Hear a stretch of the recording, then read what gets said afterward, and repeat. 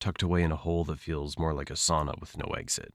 As you crack open that eggshell, you're probably wondering what your mom looks like, except there's nothing here. No, you're on your own from the get-go. And that's not even the worst part. You see, in the Komodo Dragon world, even your siblings could be your worst enemies. You might be lucky enough to be the first one to hatch, so before you even think about taking your first breath, you've got to get the heck out of there fast. Scramble up the nearest tree like your life depends on it, because it quite literally does. You're not just avoiding your siblings, you're dodging hungry adults who wouldn't mind a bite-sized snack like you. To them, you're just a free McNugget. So there you are, clinging to a tree branch, getting your first real look at the world. For now, just focus on surviving your first few days, because the real adventure's just beginning. For the next few months, you're on a strict no-ground diet, because down there it's a jungle in the most literal sense, where every step could be your last. Imagine living on the 50th floor of a skyscraper because the streets are filled with zombies. Yeah, it's kind of like that, only instead of zombies, it's your very own kin patrolling the ground, all ready to take a bite out of anything that moves. You're not completely defenseless, though. You've got instincts, quick reflexes, and a strong survival instinct that kicks in from day one. Plus, you've inherited a handy little trick, the art of camouflage. With your molted brown and green scales, you blend right into the leaves and bark, making it that much harder for anything hungry to spot you. Think of it as your very own invisibility cloak, but instead of dodging wizards and Hogwarts, you're avoiding becoming someone's lunch. At this stage, your life is all about survival 101. Find food, stay hidden, and whatever you do, don't fall out of the tree. Your diet's about as varied as a college student's during finals week, whatever you can scavenge or catch, from insects and small lizards to the occasional bird that's too slow for its own good. Every meal's a victory, and every day you avoid becoming a meal is an even bigger win. But don't get too comfortable in that tree, because soon you're going to have to face the real world down below. And trust me, that's when things really start to get interesting. You're no longer that helpless hatchling clinging to a branch for dear life. Now you're ready to start exploring the wild world of Komodo Island. Your first few steps on solid ground are like a toddler taking their first wobbly steps, except in your case, the stakes are a bit higher. Every rustle in the bushes could be a potential meal or a threat, and your senses are on high alert. It's basically hardcore Minecraft, but in real life. Now, in most animal worlds, this would be the part where Mom swoops in to show you the ropes, but as we've established, Komodo moms aren't exactly the nurturing type. Instead, you're left to figure out things on your own, and that means a lot of trial and error. Your days are filled with mini-missions, stalking unsuspecting critters, practicing your stealth moves, and trying not to end up on the menu of a bigger predator. It's all part of the learning curve, and you're slowly but surely getting the hang of it. At first, your hunts are more hide-and-seek than stealthy predator. You'll spend hours lying in wait trying to blend in with the underbrush, your heart pounding like a drum as you watch potential meals scuttle by. Or get swept up by a much more experienced dragon. Show off. But when you finally nail that first successful hunt, it's like winning the lottery of lizards and rats. As you grow, so does your confidence. You're exploring further from your original tree, pushing boundaries, and generally acting like the reptilian version of a rebellious teenager. Each day you become a little more daring, a little more skilled, and a lot less likely to end up as someone else's dinner. But it's not all smooth sailing. Remember those siblings you escaped from at birth? They're still around, and now it's time for some good old-fashioned sibling rivalry. And the prize is, well, not dying. As you transition from Komodo teen to adulthood, you start to realize that the world is both bigger and smaller than you once thought. The island is vast, but it's also crowded with other dragons, each staking their claim to the best hunting grounds. It's time to find your own territory. Think of it like moving out of your parents' basement and into your first flat, except your parents never had a basement and your family's been trying to eat you this whole time. Finding territory is like trying to score the last available seat at a sold-out concert. It takes luck, strategy, and probably a scuffle or two.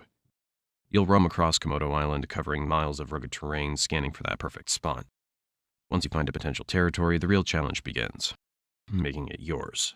Imagine walking for hours to find the perfect spot, only to discover that it's already been taken by a dragon twice your size. Now you've got a choice. Try to negotiate, which, let's be honest, is going to end in a fight, or keep moving and hope for a less crowded patch of land. Now that you've got your territory, and congrats by the way, it's time to settle into the daily routine of a full-fledged Komodo dragon. Your schedule's a mix of hunting, patrolling, and catching up on sleep. Lots and lots of sleep. You're not one to waste energy, so when you hunt, you go big. One large meal a week is your style, something that'll keep you satisfied for days. You're aiming for deer, wild boar, or even the occasional water buffalo. Your hunting style's all about patience and precision. You lie in wait, blending into the landscape until the perfect moment to strike. It's a high-stakes game of hide-and-seek, where the prize is dinner and the cost of losing is another day of hunger. But when you do succeed, it's worth the wait. You'll feast like a king and then slip into a food coma that'll make a Thanksgiving nap look like a quick power snooze. As you reach full maturity at around 7 to 10 years, you start taking extra notice of other female Komodos roaming around. That's your urge to mate kicking in. Mating season's like the ultimate dating game. You're sizing up potential partners with a mix of curiosity and caution. For male dragons, the competition's fierce. You've got to prove your worth to the ladies, and that means showing off your strength, size, and survival skills.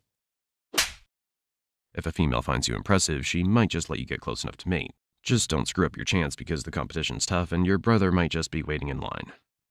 Once you've successfully mated, your job isn't quite done. If you're a female, you'll lay your eggs in a carefully selected spot, burying them deep to protect them from predators. After that, it's back to a solitary life, leaving the next generation to fend for themselves just like you did. You've somehow made it past 10 years and all the way to 15. Congratulations. In the wild world of Komodo dragons, that's like reaching your 90s with all your teeth intact. But here's the thing, you're not as quick as you used to be, and those once impressive muscles aren't quite as strong. You've earned every scar, every notch in your scales, but now survival requires a different kind of strength, one that comes from experience and wisdom rather than brute force. But with age comes new challenges, and you knew this day would come. Another younger dragon wants your territory, and this battle might be your last. The young dragon's eager, strong, and even reminds you of yourself when you first went out to get your own territory. Hey, it might even be your own son, who knows? Komodo dragons aren't exactly great parents. This fight is different from the others you've had. Although you're older and wiser, you're also more vulnerable. Your opponent's fast, relentless, and every blow feels a little harder than the last. But you're not about to go down without a fight. You dig deep, drawing on every ounce of strength and every trick you've learned over the years. In the end, it's a close call. Maybe you win, driving the challenger away one last time. Or maybe you lose, forced to retreat to the fringes of your territory, battered but not broken. Either way, this fight marks the beginning of the end. You've held your ground for years, but now it's clear that the balance of power is shifting. The jungle's a harsh place, and even the strongest can't rule forever. After years of ruling your territory, you give one last growl. And now, as you feel the weight of time pressing down, you know that the jungle will continue with or without you. As the end approaches, you find a quiet spot to rest, somewhere safe from the constant struggle for survival. You lie down, feeling the warmth of the sun on your scales, and close your eyes. The first one arrived in the 86th minute when Trafford kept out Isidore's powerful effort, before he repeated the feat in the 5th minute of stoppage time as the French striker again went to the goalkeeper's right. The penalty saves preserved Burnley's unbeaten home record and enabled them to move level on points with Leeds United at the top of the championship, albeit with an inferior goal difference. However, Isidore's misses cost the Black Cats the chance to overtake their opponents and draw level with the Yorkshire side as they remain fourth, 2 points behind the joint leaders, with Sheffield United sandwiched in between. When the Black Cats won the reverse fixture back in August, it was the first sign that they meant business this season after the arrival of the previously unknown Regis Le Bris. Nobody was really expecting them to still be in the hunt for automatic promotion 5 months later, but they have shown admirable sticking power up to this point. That Saturday afternoon on Wearside was also a first defeat for Scott Parker's Burnley. Remarkably, there has only been one more in the subsequent 23 games. The Clarets' goal has been kept under lock and key with only 9 conceded in their 26 matches and only 4 at home as the foundation for their push for an immediate return to the top flight. On an atmospheric evening under the lights, the two teams played with the confidence of sides enjoying strong campaigns.